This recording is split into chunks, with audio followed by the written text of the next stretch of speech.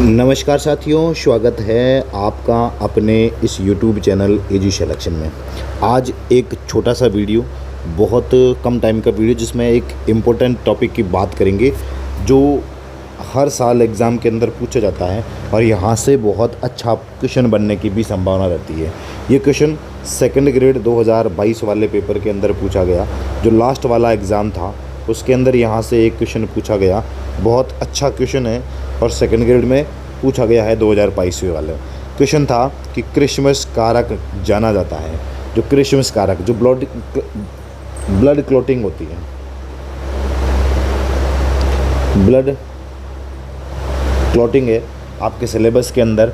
Human physiology के अंदर एक ब्लड क्लॉटिंग करके टॉपिक लिखा है और उसके अंदर ये क्वेश्चन पूछा गया है। वहाँ से इस क्वेश्चन को उठाया गया है। ब्लड क्लॉटिंग, रक्त का थक्का जमना, रक्त का थक्का जमना ब्लड क्लॉटिंग कहते हैं। तो इससे यहाँ से पूछा है कि क्रिसमस कारक, जो अलग प्रकार के रक्त स्कंदन कारक है, ये मैंने ग्रेजुएशन की बुक से उठाए हैं। ये जो रक्त स्कंदन कारक है, उसको ऐसा कौन सा कारक है जिसको क्रिसमस कारक के नाम से जाना जाता है। यहाँ से जितने भी क्लोनिंग फैक्टर हैं, मैंने उसको एक जगह लिख के और उनके क्या क्या नाम हैं वो आज इस छोटे सी वीडियो में बात करेंगे।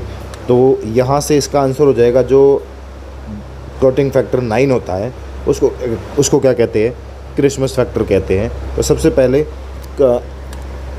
रक्त स्कंदन का पहला कारक फर्स्ट को फाइब्रिनोजन, और कारक सेकंड प्रोथ्रोम्बिन, थ्रोम्बोप्लास्टिन कारक थर्ड, कैल्शियम आयन कारक 4, प्रोएक्सिलरिन कारक 5, कारक जो 6 नंबर है 6, कारक 6 है वो अभी अमान्य है।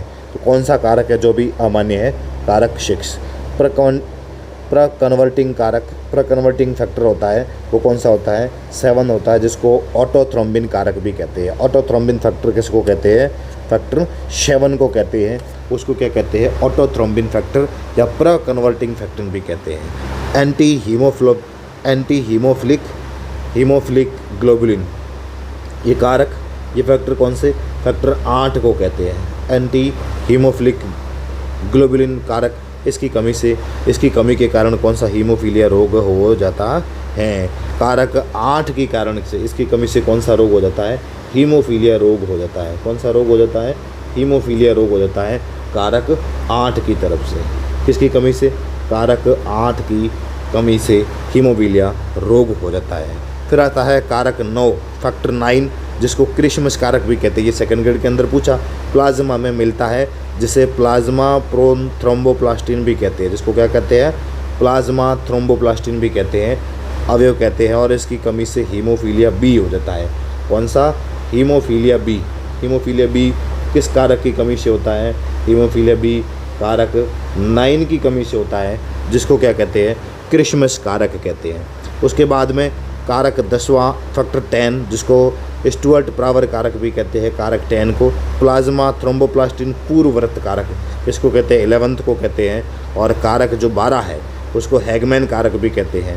फैक्टर 12, जिसको हैगमैन फैक्टर भी कहते हैं, इसे ग्लास या संस्पर्श फैक्टर कारक भी कहते हैं, फैक्टर कहते हैं, जिसे जो निष्क्रिय कारक 11th को सक्रिय करने का कार्य करता है।